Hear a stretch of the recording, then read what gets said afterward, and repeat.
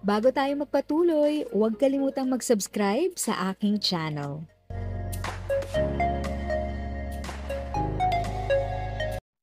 Thank you sa pag-click ng aking video. Good day po sa lahat ng ating SSS pensioners. Sa mga bagong viewers at napadaan lang, by the way, I'm Tita Eda. Welcome to my channel. Ang channel na maghatid sa iyo ng dagdag kaalaman tungkol sa government services, bagong mga balita at informative videos na galing sa legit na resources. Mag-subscribe na para updated ka. Ilang araw na lang ay matatapos na ang buwan ng October at marami sa ating mga SSS pensioner first batch ay gustong malaman kung mas maaga ang schedule release. Every first day of the month, nire-release ang pension para sa first batch pero alam naman po natin ang November 1 ay holiday at ayon sa SSS, pag ang release date ay natapat sa holiday ay mas early o maaga nila ito ibibigay at sa ngayon po October 31 ang nakaschedule po na release.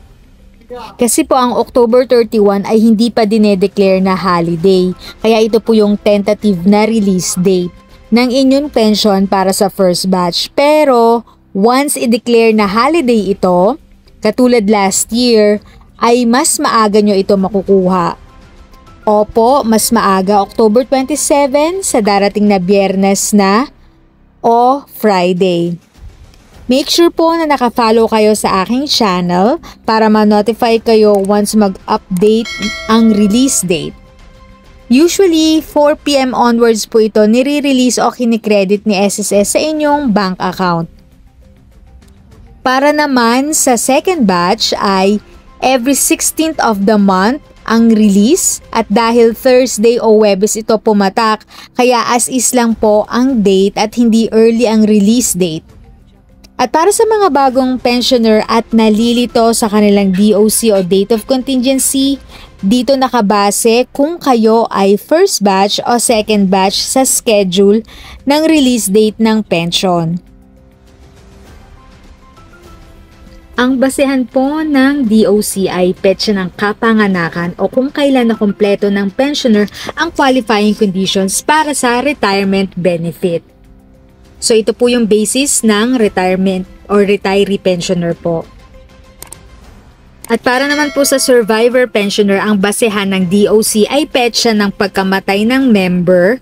At lastly, para naman po sa disability pensioner, ang basis nila ay petsa ng operasyon, pagtatapos ng pagkakasakit o petsa ng physical examination. If sa tingin mo, natulungan ka ng video ko na ito, nakasave ka sa oras mo, you can click yung thanks button at any amount ay malaking help sa pag-grow ng channel ko. Yan lang po muna ang aking update. Sana ay nakatulong na dagdag kaalaman ang aking shinare today. Ang goal ng aking channel ay mag-create ng awareness. Kung ganitong mga topic ang gusto mo, panoorin mo ang mga videos ko na ito.